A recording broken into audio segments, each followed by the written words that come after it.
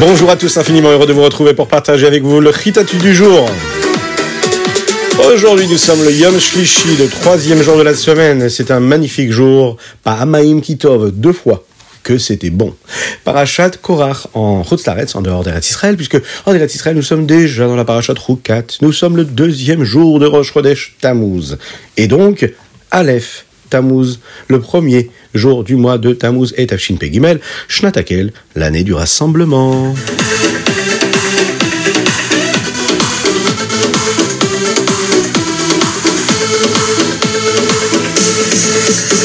Et c'est parti, nous allons commencer par le Chumash. Aujourd'hui, nous sommes dans la Parashat Korach et dans le Shlishi, Akadosh Baruch Hu dit à Moshe Rabbeinu que tous les Juifs devraient s'éloigner des tentes de Korach, de Datan et d'Aviram. Moshe va s'empresser de le faire.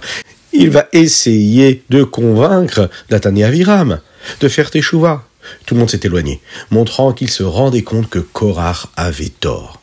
Mais Datan et Aviram se sont tenus près de leur tente avec audace, pour montrer qu'ils pensaient avoir raison. C'est alors que Moshe leur dit, vous savez, vous allez voir, ces gens-là vont mourir. Alors vous saurez que Akadosh Baruch Hu m'a demandé d'être en charge des Juifs. Je n'ai pas choisi de m'occuper des bénis Israël. Là, malheureusement, le sol s'est ouvert et Korach, Datan et Aviram, avec toute leur famille et toutes leurs affaires, tout ce qu'ils possédaient, ont été aspirés dans le sol. Mais il y a eu un miracle. Ce miracle, c'est les fils de Korach qui, eux, ont fait teshuva. Alors Hachem les a sauvés et il les a fait ressortir de terre un petit peu plus tard. Tous les bénis Israël ont entendu crier, ils ont eu très très peur. Et Akadosh Baruch Hu a envoyé un feu qui a brûlé tous ceux qui ont voulu apporter les kétoret, parce qu'elles voulaient aussi créer des problèmes. Depuis qu'ils avaient apporté les kétoret à Hachem, eh bien, les cuillères qu'ils utilisaient pour les kétoret étaient maintenant sacrées. Et elles devaient être utilisées pour quelque chose de gdusha, de saint. Alors, Elazar HaKohen les a fait fondre en cuivre pour recouvrir le misbéach avec. Cela rappellera ensuite au bénis Israël de ne jamais agir comme Korach et comme toute son assemblée. Le lendemain, les bénis Israël se sont plaints. Ils se sont plaints à Moshe et à Aaron, comme d'habitude, parce qu'ils ont tué ces bénis Israël en leur faisant apporter des ktoret qui étaient interdites à être apportées. Et là encore une fois, Akadosh Baruch Hu va envoyer son nuage sur le Mishkan avec un nouveau message très très très très important que nous allons découvrir Be'ezrat Hashem demain.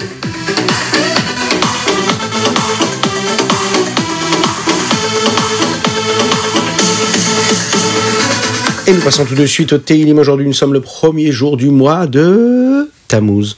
Alors n'hésitez pas à prendre le train quand il démarre. Et c'est-à-dire, vous allez essayer, Bezrat Hashem, ce mois-ci, de lire bien tous les Teilim. Aujourd'hui, nous allons lire du 1er Teilim jusqu'au 9e Teilim inclus. C'est le 2e jour de Rosh Chodesh Tammuz. Et là, nous aurons la possibilité de développer un verset qui apparaît dans le chapitre 5. Il dit comme ça, Ki lo el chafetz reshaata lo yegochara. Akadosh Baruch Hu ne veut pas le mal, et le mal ne lui est pas étranger. De quoi ça parle exactement? La Chassidut nous explique que ce verset-là parle du monde de Hatzilut. Vous avez déjà entendu parler ce mot-là? Oui. Le monde spirituel le plus élevé dans lequel il n'y a qu'Akadosh Baruch Hu quasiment, et dans ce monde-là, Akadosh Baruch Hu ne se cache pas. Il n'y a même pas de possibilité de mal dans ce monde-là de Hatzilut. Lorsque l'on ressent combien Dieu est grand, on n'a pas la possibilité de faire quelque chose qui va à l'inverse et à l'encontre de sa volonté. Mais pour faire un monde matériel dans lequel nous vivons, Akadosh Baruch Hu a dû se contracter, se voiler au maximum afin que nous puissions exister sans le sentir pour pouvoir exister nous-mêmes. Parce que si nous ressentions réellement la présence de Dieu, on aurait du mal à exister. Et c'est pour cette raison que le mal existe. Le mal a peut-être sa place ici-bas sur Terre parce que Akadosh Baruch Hu, lui, s'est voilé. Le problème, c'est que le rachat, celui qui est impie et qui fait l'inverse de la volonté de Dieu, il oublie ça. Il ne sait pas que c'est Dieu qui s'est caché, il pense que le mal existe et qu'il a la possibilité de faire du mal et que pour lui, c'est tout à fait bien.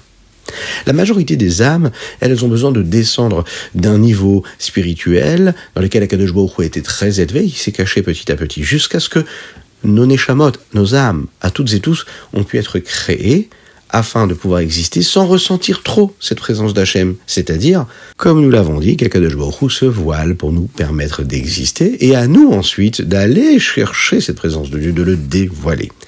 Maintenant, les neshamot, les âmes des grands tzadikim, comme par exemple la neshama du rabbi, elles viennent directement, comme le Tanya nous l'explique, du monde d'Atsilut, depuis le monde d'Atsilut jusqu'à notre monde à nous. Alors ces Neshamot, elles peuvent ressentir la présence et l'essence d'Akadosh Baruch Hu, de Dieu, même sans qu'il soit voilé, et même quand il se voile, ils voient, ils les constatent, ils perçoivent l'essence même de Dieu telle qu'elle apparaît dans le monde d'Atsilut. Akadosh Baruch Hu a mis des âmes comme ça, qui viennent du monde d'Atsilut, et les a emmenées dans le monde à des moments, à des périodes différentes. Elles ne sont jamais influencées par le mal qu'il y a dans le monde, elles peuvent savoir quel chemin elles doivent suivre, et plus que cela, elles peuvent nous montrer le chemin. C'est ce que le Rabbi de Lubavitch a fait, c'est ce que les grandes sadikim ont toujours fait, de diriger, de montrer la route au peuple juif, au Ham Israël.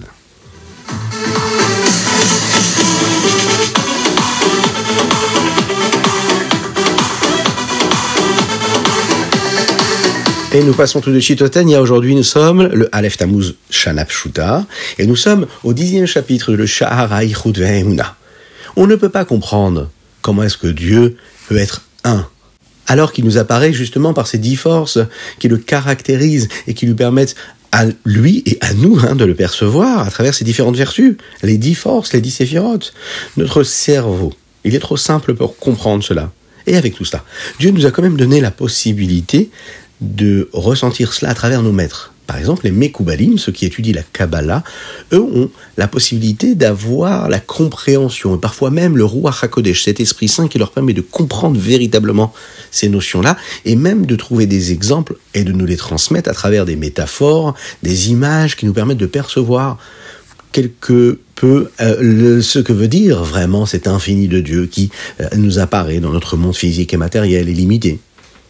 L'exemple, ce que nous appelons le mashal, l'exemple qu'ils nous ont donné, c'est ce que Dieu est à travers ce que nous sommes capables de voir dans la lumière.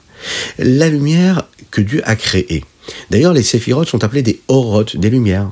De la même manière que la lumière du soleil, elle, c'est un rayonnement du soleil lui-même, et ce que nous recevons ici-bas sur Terre, ce n'est que le reflet de ce que le soleil est lui-même, eh bien on peut comprendre aussi ce que ça veut dire l'unicité même de Dieu, le fait que Dieu soit un, et bien qu'il ait des séphirotes en lui, et que ce soit l'expression de ce qu'il est, que ce que nous recevons nous ici, c'est uniquement ces séphirotes, c'est-à-dire ce avec quoi il se révèle à nous, et que son unicité et le côté unique qu'il a, bien sûr qu'on a du mal à le comprendre et à le saisir, et bien comme le soleil, on va pouvoir comprendre cela. C'est-à-dire que les rayonnements sont comme ces différents attributs, c'est comme ces séphirotes de Dieu. Lorsqu'elles nous éclairent, alors on est capable de leur donner différentes appellations, puisqu'elles ont des fonctions différentes, comme les rayonnements du soleil. Chacun a sa fonction, chacun a sa mission, et on peut donc tous en profiter.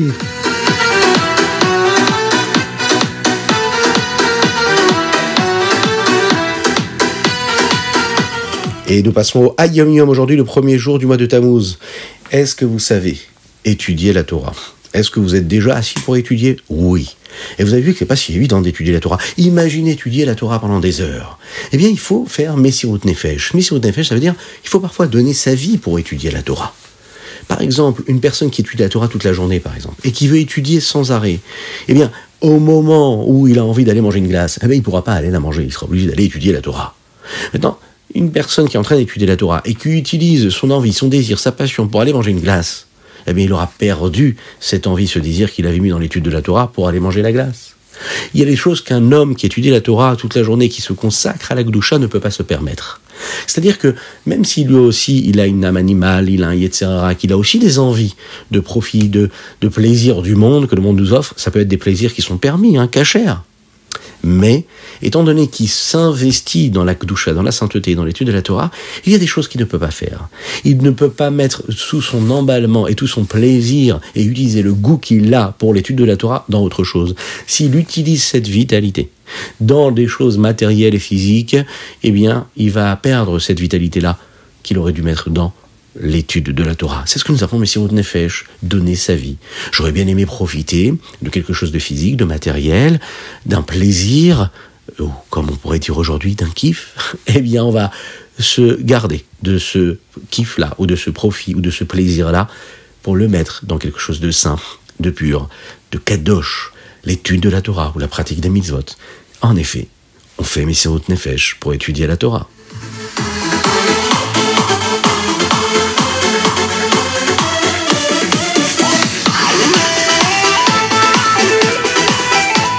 Et nous passons tout de suite au Rambam. Aujourd'hui, nous apprenons les 3 premiers chapitres de Ilchot Shkalim. Dans le Rambam, aujourd'hui, nous étudions de nombreuses halachot, de nombreuses lois qui concernent le Machatzit HaShekel. Et nous allons démarrer un petit peu avec ce sujet-là. Le Rosh Chodesh Hadar, le premier jour du mois de Hadar, on commence à rappeler à tout le monde d'apporter le Machatzit HaShekel, un demi-shekel. Il y avait 2 petites boîtes, qui étaient en fait des grandes boîtes, qui étaient utilisées pour cela. Une qui avait même la forme d'un chauffard, de façon à ce qu'il soit plus facile pour les gens de donner cet argent-là, mais pas de le faire sortir. Vous avez déjà vu un chauffard. Un chauffard, c'est large d'un côté et petit de l'autre. Eh bien, c'est un symbolique ici de nous dire que c'est facile de le mettre, mais beaucoup plus difficile de le retirer. Chacun devait donner Machatzit HaShekel. Même celui qui était, par exemple, un pauvre, malheureusement, qui n'avait pas beaucoup d'argent, il devait quand même donner un demi-shekel. L'argent du Machatzit HaShekel était utilisé dans le Beth Amikdash pour payer et financer les korbanot, les sacrifices, et de cette façon-là, tout le monde, tout le peuple participait à ces sacrifices. Akadosh Baruch Hu nous envoie le Beth Amikdash très rapidement, et très rapidement on pourra nous aussi accomplir cette belle mitzvah avec la venue de Mashiach et au Beth Amikdash.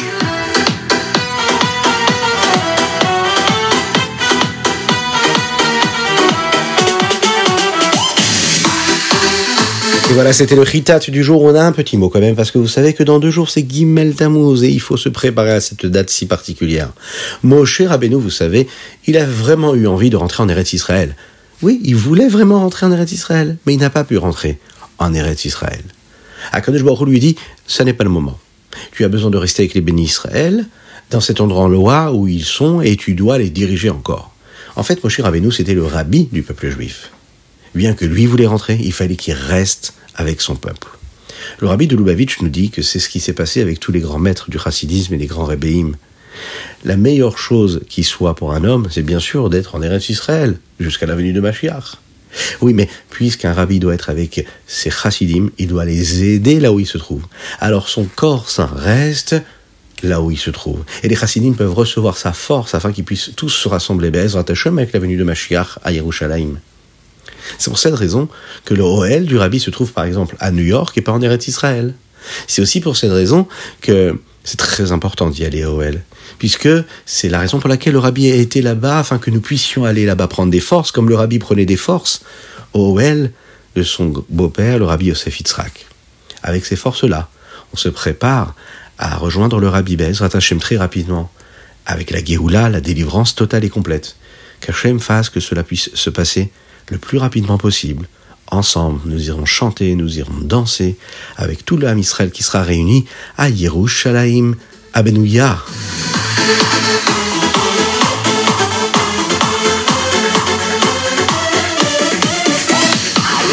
Et voilà, c'était le Chitat du jour, la spéciale dédicace aujourd'hui pour la Refoua Shelema de Avraham Nissim Ben Sultana. Vous aussi, envoyez rapidement vos dates d'anniversaire pour souhaiter un grand Mazal Tov. Vous pouvez le faire sur le 06 61 76 87 62 10, mais également en nous envoyant un petit message sur chitat.fr. Vous avez tous les détails sur chitat.fr. Vous pouvez nous soutenir, vous pouvez faire un petit don. D'ailleurs, c'est important de faire la tzedaka. Vous pouvez chanter en même temps. Une petite pièce dans la tzedaka, et Mashiach arrivera. Et oui, si vous nous soutenez, eh bien on peut diffuser encore et toujours plus le Chitat. Et si on diffuse le Chitat, eh bien on diffuse de la Torah. Et si on diffuse encore de la Torah, eh bien c'est une promesse, on nous l'a faite celle-là. Mashiach arrivera.